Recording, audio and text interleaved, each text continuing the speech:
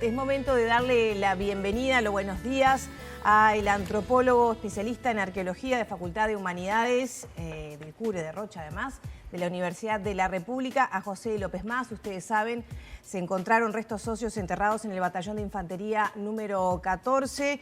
Es en el predio militar donde en el pasado se hallaron los restos del maestro Julio Castro y Ricardo Blanco en 2011 y 2012 respectivamente, y allí lideraba el trabajo López Mas, a quien le damos la bienvenida esta mañana, justamente como para poner en contexto esto que ha pasado en las últimas horas. Bienvenido. Muchas gracias por la invitación. Bueno, para empezar, usted no está formando parte del equipo de trabajo actualmente, pero sí podemos tener un panorama de qué pasa en el batallón 14, la descripción del lugar, que permite, bueno, tener este hallazgo y continuar además las tareas de búsqueda allí. Bueno, primero que nada, es una felicidad muy grande que se haya hecho un hallazgo por los familiares, por la gente que trabaja ahí día a día, ¿no? Es un trabajo súper tedioso. Y bueno, el batallón 14 es un lugar donde hubo enterramientos sistemáticos en la área donde se han producido los hallazgos anteriores. Este hallazgo aparentemente es próximo por los trascendidos. Y bueno, se lo compran a Vidiela, este predio lo compró el ejército a Vidiela, y aparentemente lo empezó a usar como cementerio clandestino. No hubo centro de detención clandestino acá. Creo que el lugar corresponde a lo que los militares llamaban Arlington, con el nombre del cementerio que hay en Washington, le llamaban a este lugar, pienso yo, por la cantidad de gente enterrada. Bueno, y allí hubo enterramientos varios, se localizaron 2. Hay una zona próxima, si estos enterramientos están a la periferia, una zona que está muy dada vuelta por máquinas, que nosotros sosteníamos que allí hubieron más cuerpos que fueron recuperados. En el marco de la Operación Zanahoria, sí, de lo que fue el desenterrar cuerpos y volver a enterrarlos en otros sitios. Sí, que no se sabe. O sea, estamos hablando que los restos que se supone que están allí no son enterramientos primarios. Sí, esto aparentemente es un enterramiento primario, por lo que aparece sería la misma modalidad que Miranda. Es una fosa rellena de cal y luego una losa de cemento, por lo que se ha visto, ¿no? Miranda era el mismo tipo. No, hay enterramientos que se llaman primarios, que están tal cual fueron enterrados. El tema es que estos enterramientos están a la periferia de un área donde está toda dada vuelta por las máquinas y pensamos que allí hubo otros cuerpos. A ver, para entender, se supone que hubo enterramientos primarios que son los de Blanco, los del maestro Castro, ahora este nuevo hallazgo de las últimas horas, que quedaron por fuera del área que fue removida por máquinas para desenterrar. Esa es la visión que yo tengo. ¿Estos cuerpos quedan por fuera de esa área, digamos? Sí, los hallazgos de Blanco y de Castro justamente fueron hechos a la periferia de esta zona toda alterada, en la hipótesis de que se les hubiesen escapado cuerpos. Pienso que también, cuando fueron a hacer la zanahoria. Pues ya te digo, es una zona muy dada vuelta por la tierra, con todas las huellas de máquinas que señalaron los testigos, que vieron las máquinas trabajando allí, y estos enterramientos están a la periferia. ¿Se podrían encontrar más restos? Ojalá que sí, evidentemente. ¿Usted piensa que ahí hay más restos entonces? Digo, esa zanahoria, no sé qué alcance tuvo, la fueron a hacer 10 o 12 años después que habían enterrado a la gente, no se acordaban, no fue una operación perfecta.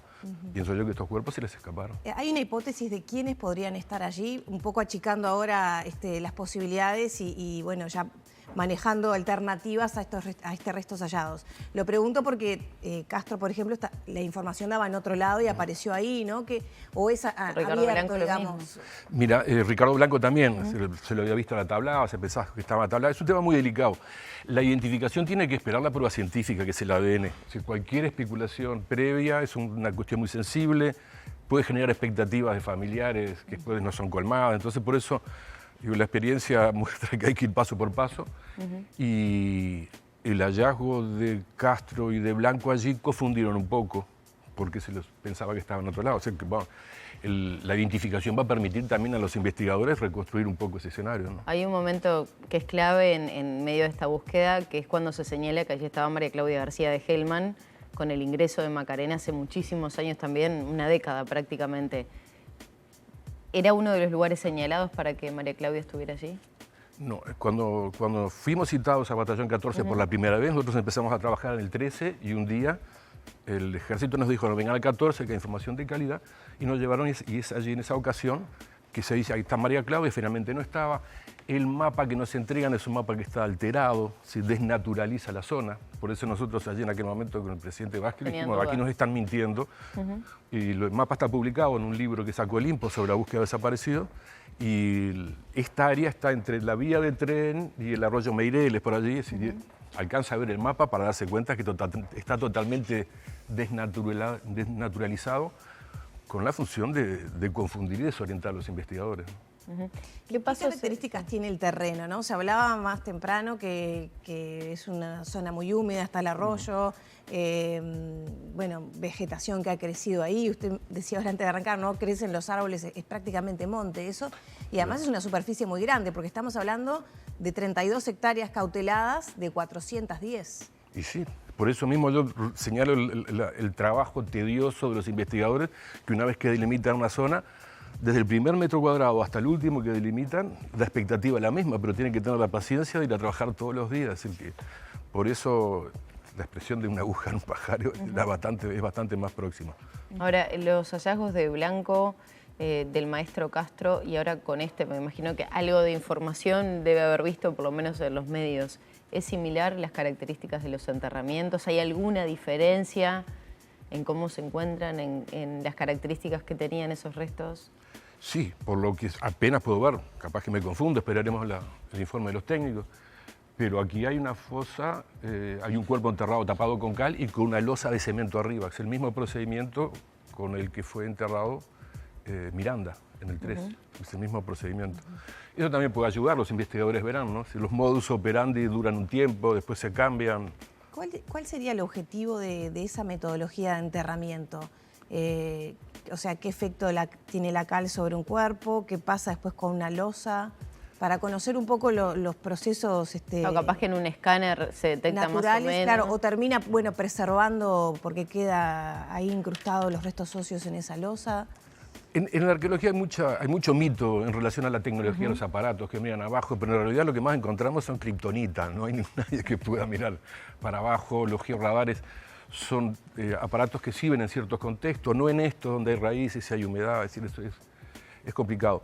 Aquí lo primero, si corresponde, en el caso que fuera así, el enterramiento a la modalidad de Miranda, van a tener que romper la losa de cemento, con mucho cuidado, y después el trabajo, por eso está anunciando que va a ser un trabajo muy tedioso, hay que recuperar todo tipo de pruebas que estén asociadas, porque hay una reconstrucción que va más allá de la recuperación del propio cuerpo, elementos asociados que pueden servir a la causa por diferentes cosas. Para la identificación no solo el ADN, sino elementos que pueda haber. Castro tenía una moneda, Blanco tenía la cosita de los árboles de Navidad, que no se arrimó a la fecha de desaparición.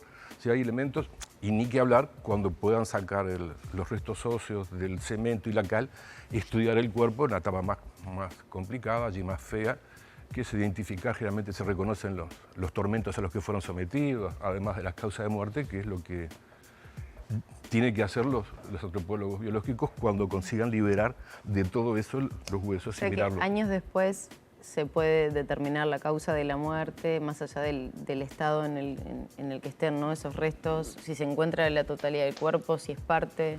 Sí, la causa de muerte, lo que hacen los antropólogos biológicos es reconocer todas las patologías que vienen en el cuerpo.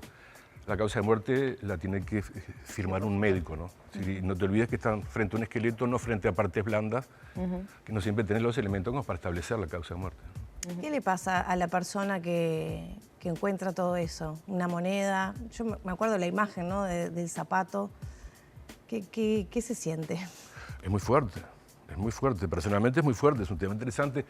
Parece que se banaliza cuando la gente trabaja muchos años, pero el momento del hallazgo es muy fuerte a nivel personal, ¿no? ¿Qué siente ganas de hacer en ese momento? ¿De llamar a quién? ¿De hablar bueno, con los quién? investigadores tienen compromisos, ¿no? La justicia. No, por supuesto, pero digo, ayer creo que todos hacíamos ese ejercicio, ¿no? El momento del hallazgo. ¿Emoción? Sí. Sí, claro. ¿Tristeza? También. Se sabe. ¿Ansiedades? También. Todo mezclado, ¿no? Sí, bueno, al arqueólogo le enseñan que cuando encuentra algo importante, lo primero que tiene que hacer es salir para afuera y prender cigarro. Porque si actúa bajo esos impulsos, le va a dar un ritmo al trabajo que puede hacer que se pierdan cosas, que atención, es decir, justamente por eso están pidiendo mucha calma. Las condiciones climáticas son complicadas, si va a llover y van a tener que hacer todo este trabajo bajo un toldo, no son las mejores condiciones. Pero lo ideal es que ellos trabajen tranquilos y puedan recuperar los restos óseos y los elementos contextuales con la mayor integridad que permitan las pericias posteriores. ¿Cuánto siente que su trabajo aportó para seguir trabajando en esos lugares, para seguir recolectando pistas, detectar lugares de enterramiento de esa casi prácticamente una década que trabajó? Y bueno, estamos frente también al problema de siempre, que falta información de calidad. Los nuevos hallazgos como Blair en el 13 y como este hallazgo en el 14 están a proximidad de las zonas donde ya habíamos encontrado otros cuerpos. Es decir, que se sigue trabajando en las mismas zonas, tratando de hacerlo lo más exhaustivo posible. Sigue faltando información, veremos la identificación de un conjunto de gente que vino de la Argentina, que pienso yo que fueron sometidos a un tratamiento especial diferente. Y bueno, ahí está la información crítica que nos falta de este gran problema nacional. ¿Por qué los análisis de ADN se tienen que mandar a Argentina? ¿Acá no existe la posibilidad de hacerlos? Bueno, puede sí.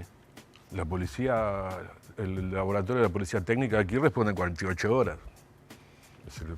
¿Y por qué se habla que vamos a demorar meses en saber la identidad? No creo que meses me parece que es demasiado. Lo que sí, hay un periodo de tiempo en la recuperación que tiene que hacerlo lo más tranquilo posible para que las pruebas estén. Y después el proceso de análisis en laboratorio y una muestra que va a ADN.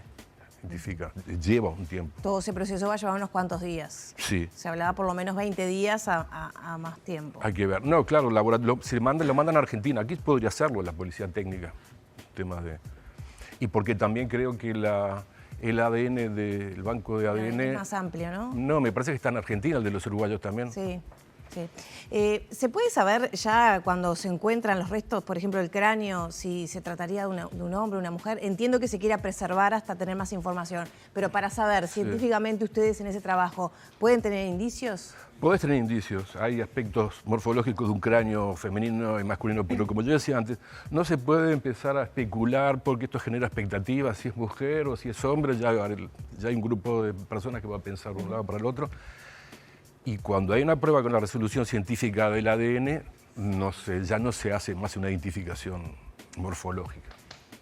Ya se lo consultamos, pero digo, teniendo en cuenta lo que han sido estos hallazgos con el correr de los años, ¿se piensa que puede haber más enterramientos en esa periferia, más allá de la zona de la Operación Zanahoria, en ese y en los otros batallones? Bueno, y las investigaciones lo han dicho, ¿no? Apareció Blair, próximo a las zonas donde habían ocurrido otros hallazgos, apareció este cuerpo próximo a la zona donde habían ocurrido los otros hallazgos. Que fuera una fosa común que queda por fuera fosa común es otra cosa. Estos son enterramientos individuales. Lo que aparentemente hay zonas donde ellos, a medida que iban ejecutando un montón de gente, iban enterrando allí. Durante un tiempo entierran acá, durante otro tiempo entierran allá, pero una fosa común es otra cosa. Una fosa común es un lugar inicialmente concebido para regrupar muchos cuerpos juntos. No es el caso. No es el caso. Son todos enterramientos individuales los que están apareciendo. Estamos hablando de cuántos metros desde la superficie aproximadamente.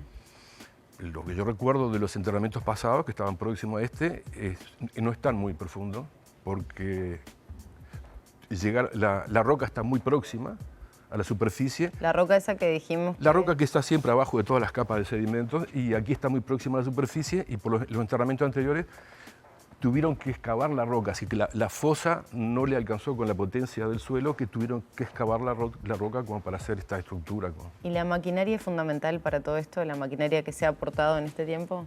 Y sí, una máquina... ¿Lo decía el intendente de Canelones? No, sin duda. Con una máquina se puede, sobre todo cuando estos trabajos tienen que hacer frente a áreas muy grandes y se plantean hacerlo de manera exhaustiva, con una máquina se puede avanzar 200, 250 metros cuadrados por día. Mientras que a mano no se podía hacer nunca. Si ¿No peligra que no se preserve determinada escena, la calidad de cómo se encuentra? Bueno, puede alterar, pero el peligro mayor es no hallar. Claro. Eso es un tema que todos los arqueólogos, cuando vamos a la universidad, nos dicen que las máquinas no, pero si tú tienes que excavar 3 hectáreas, el riesgo... Aparte una cosa, lo señala bien el intendente Orsi, los maquinistas son instruidos por los técnicos, se les sacan a veces unos dispositivos que tienen las máquinas para... Y ellos son capaces de hacer profundizaciones de 5 centímetros. Y cuando encuentran una estructura que la empiezan a mover, y que creo que fue el caso, por la anécdota, automáticamente el maquinista para, y los arqueólogos que están ahí al lado bajan y siguen trabajando a mano. Pero las máquinas en estas áreas impresionantes son imprescindibles. Ya tenemos que ir cerrando. Usted ya no está integrando los equipos de búsqueda en estos momentos. Si lo invitaran o pidieran su colaboración, ¿estaría dispuesto a hacerlo? Siempre, es una causa nacional, ¿no? Hemos trabajado en Rocha buscando un pescador desaparecido y otras consultas a veces generalmente llegan, discusiones sobre escenarios. Por supuesto, ¿quién podría no colaborar con esto, ¿no? ¿Y qué valoración tiene de cómo está haciendo la búsqueda ahora? Usted decía que el georradar no servía para mucho, pero se había integrado uno, y bueno, y la falta de información, un poco búsqueda a ciegas que se está haciendo. No, las máquinas crean mucha expectativa, pero en la práctica no tienen el retorno que las expectativas sugieren, eso es lo que yo digo. Muchas gracias por estos minutos. Por favor, gracias a ustedes. Cerramos por aquí entonces la entrevista con el antropólogo José López Mas. Ya pasa 1 minuto de las 9 de la mañana.